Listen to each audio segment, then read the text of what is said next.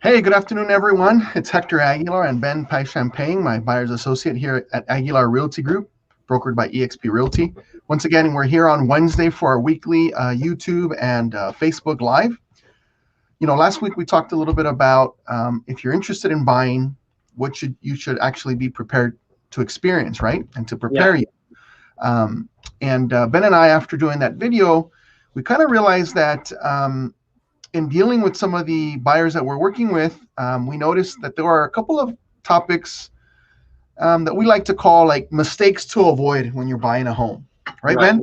right, correct. So with Yes. that in mind, I think what we're going to do today is do something a little bit different than last time. I think we want to do more like an interview type of video, just to kind of go through these topics that I think are absolutely important, Yeah, and be able to kind of set a perspective with maybe some of you that are thinking about buying on key mistakes to avoid when you're getting ready to be a buyer in this market, right?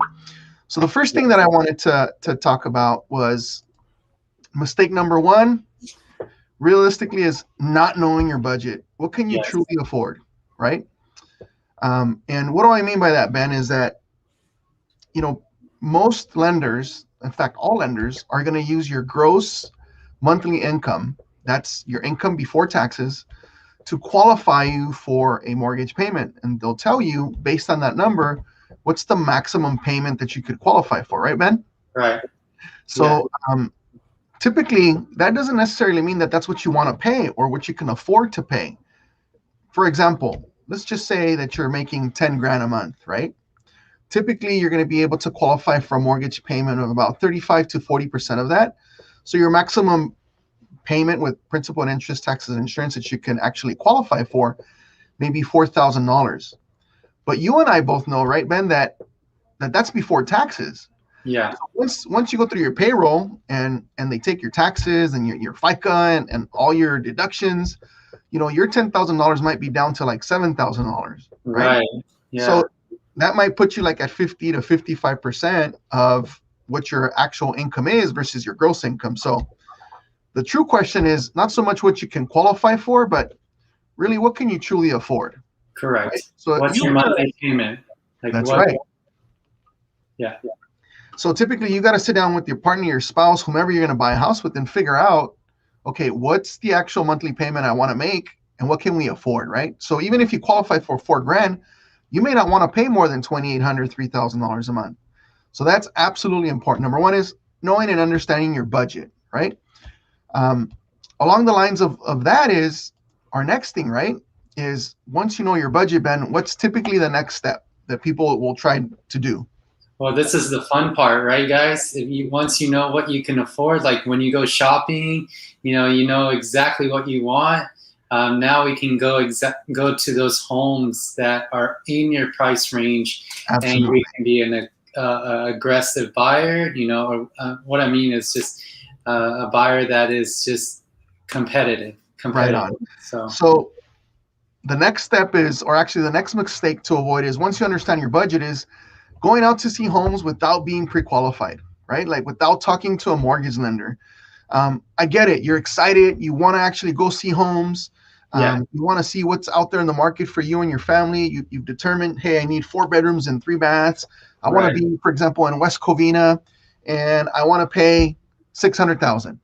Right? Well, we have an inherent challenge because you and I both know, Ben, that right now 600,000 may not be a viable price in West Covina, right? right, So going out to see homes without understanding what you're actually pre-qualified for, that's a huge mistake. Talk to a lender. Let that be your first step.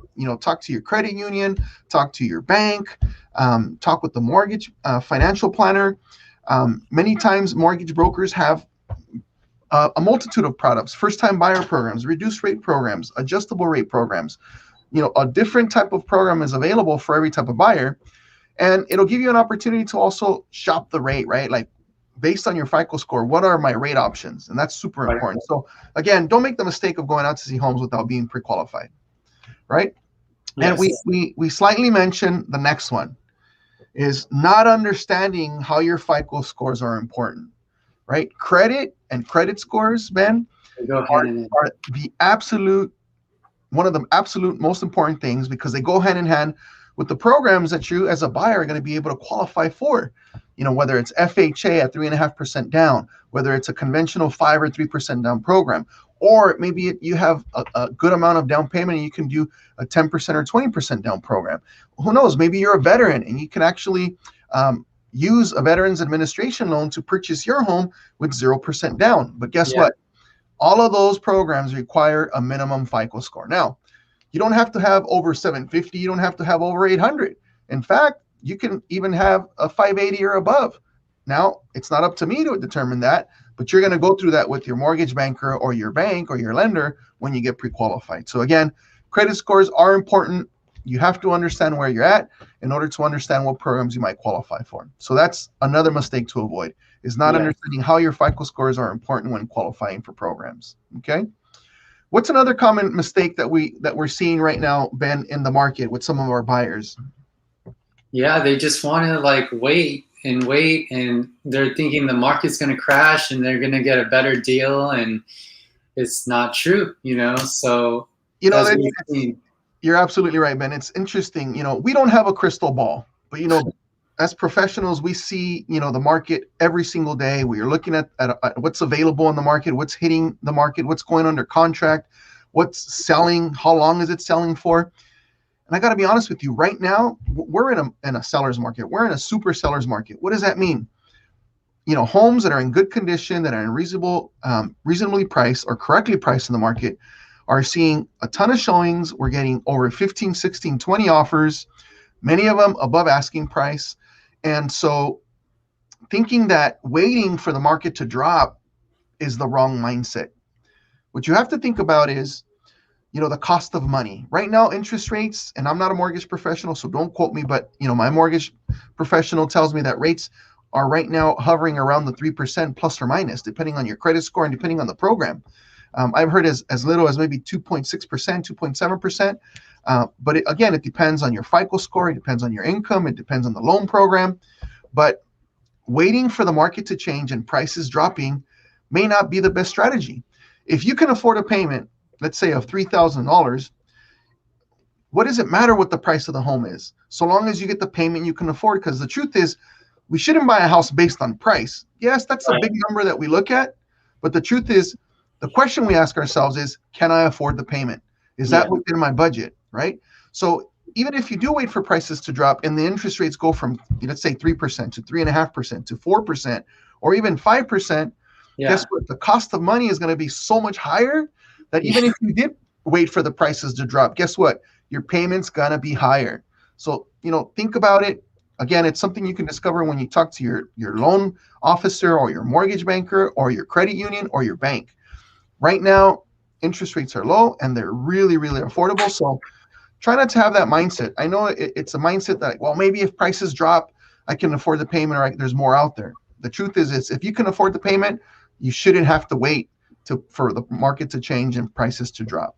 I'll say this, as I've been doing work with you and seeing the buyers, they're more buyers now than any other time right now, yes. Hector's saying. So why is that? Because people understand the low mortgage rate Hector's talking about, and even though sellers can sell way above their value of their home, it's almost like a balance, a catch-22, like you're saying, again, take advantage of this time. There's no best time, even when it's a buyer's market, and I haven't worked it yet, but Hector, I'm sure you can count when it's a buyer's market, like you said, interest rates are high. So it comes out to be even more of a payment. So, I really encourage you guys to really take advantage of this market right now with low interest rate.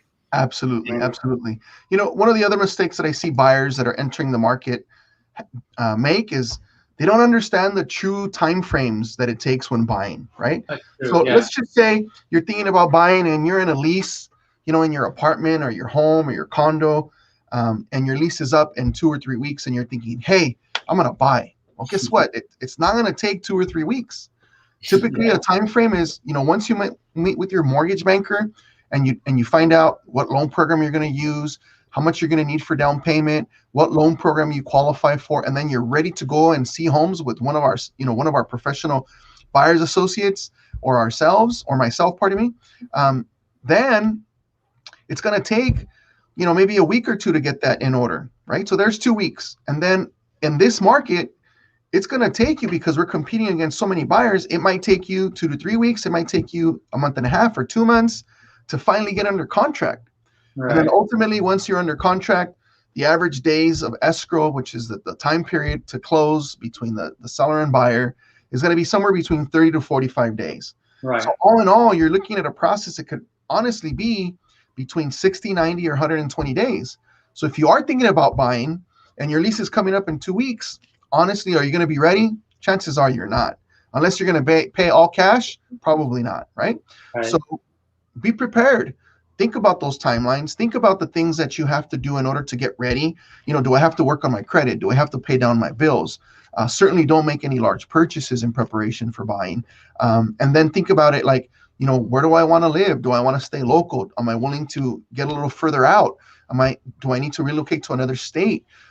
Those are all important questions that you need to ask, but understanding the 2 time frames is absolutely important. So don't make that mistake. Okay. One of the next mistakes that we see is, in today's day and age where information and technology is readily available for consumers, you've got the Zillow, you got the Redfin, you got the realtor.com, you have our websites, you have Aguilar Realty Group's website. You have so many resources out there available for people to consume listings and properties and information.